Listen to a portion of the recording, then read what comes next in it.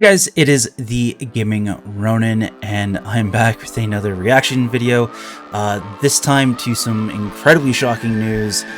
BioWare and EA are looking to go third party with Star Wars The Old Republic.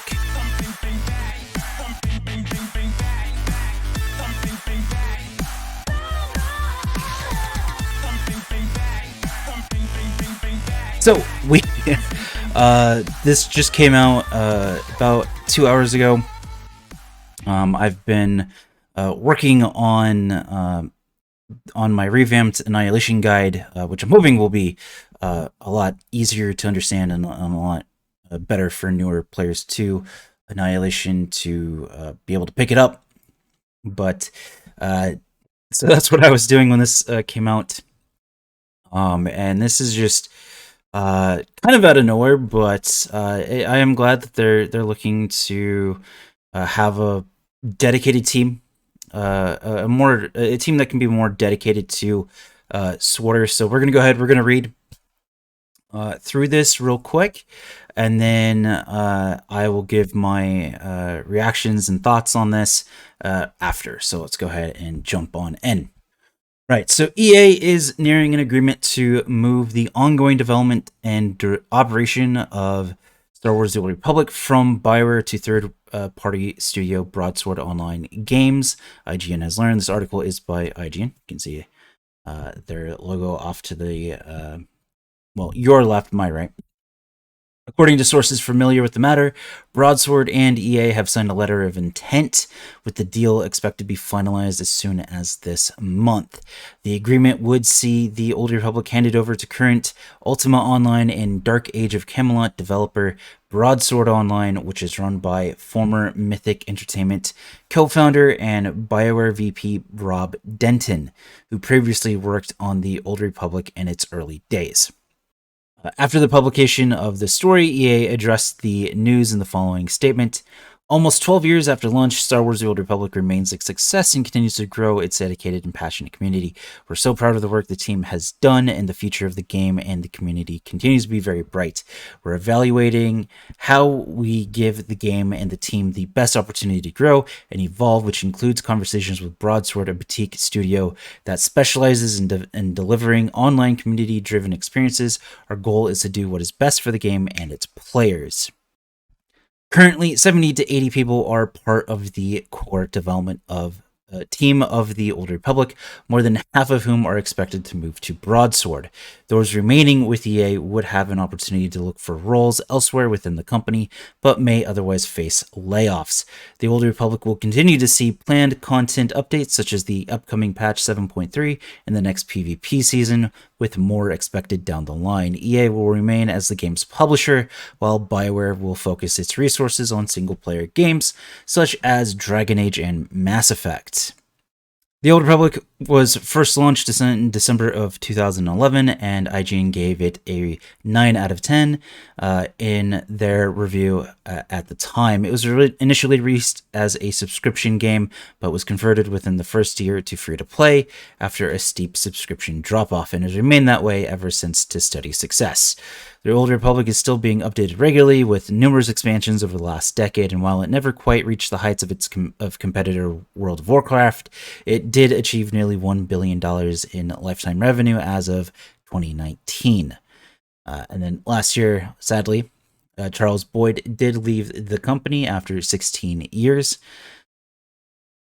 And then it just continues on about Nice the Old Republic and yada, yada, yada. Anyway, this is honestly shocking news. It is pretty out of nowhere. It is good to know that we'll be going back to Rob Denton, who was working on the game back in the early days. So we're not going to be fully in the hands of someone who doesn't know the community or what the game is all about. Although the community and the game have changed quite a bit since then. So hopefully he does listen to the current team and it doesn't drastically take us in a new direction, although I wouldn't mind a new direction as long as it's well thought out and planned and and given the time to be well done. I think that's just been part of BioWare's problem is despite having 70, 80 people as part of their core development team, they honestly, for a triple A game like this, that's a pretty bare minimum team. Um, they definitely have needed to have more people. I would almost say like 120 minimum for triple A. So, uh, hopefully this means a turn in direction. Hopefully they'll really be able to develop develop different teams that fix the bugs, teams that work on new content, teams that are really able to narrow down what changes need to happen to classes, where classes should go, nerfs, buffs, all of that. Uh, Hopefully, this will really mean yearly updates, yearly. Once they get into the flow of things and groove of things, they'll be able to really pump out the content a lot more. Um, because I remember pre 4.0, it was yearly release. We would get new content, new operation. We are constantly getting changes to classes, and the meta would change. So hopefully, this will mean a going back to that. This is exciting news, as much as it is frightening news, because if if Broadsword does drop the ball here, that probably will mean the end of SWTOR. But it's been one hell of a run. So just wanted to get this out to you guys real quick, kind of let you know, hey, this is happening.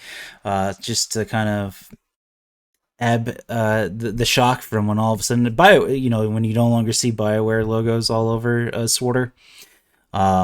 So who's to say what's going to happen with the website? What's how this is all going to go down? But it does look like this is going to uh, be happening soon. In all honesty, so absolutely crazy. Just wow. It's seriously just insane. So yeah. And then one fast update on 7.3. Jackie Ko, who which I'm not going to get her title right, but is pretty much the social media manager for Bioware, did put out a tweet recently, just the other day, that 7.3 will be coming in the next few weeks. So that is going to be happening soon. We've already been kind of waiting for like a month and a half for it. And then I should have my revamped Annihilation guide out in the next, either by the end of this week or sometime next week, because I'm still editing it up. It is being split into 3 parts. Like I said, it's going to be a progression series. As I think I said, progression series style. It is something I'm trying.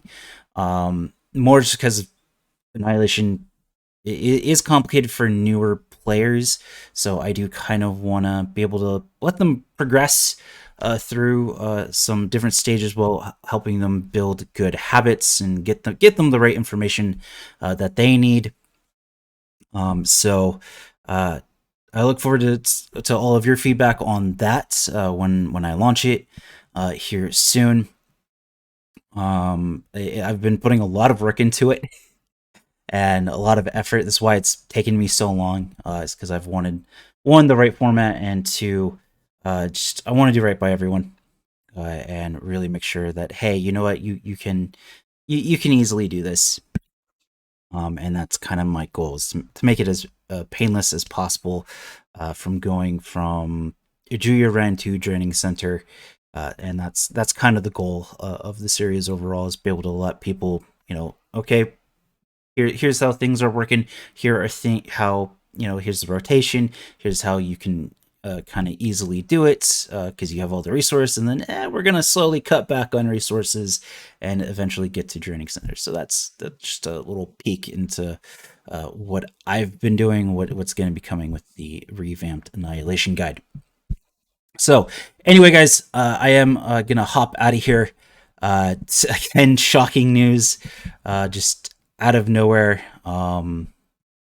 Man, it's hard to really give to express just how exciting and excited I am for this. That we're hopefully going to be put in the hands of a team of a dev team that can really focus and support the game the way it needs to be supported. Anyway, I've been the Gaming Ronin, and I'll see you in a galaxy far, far away.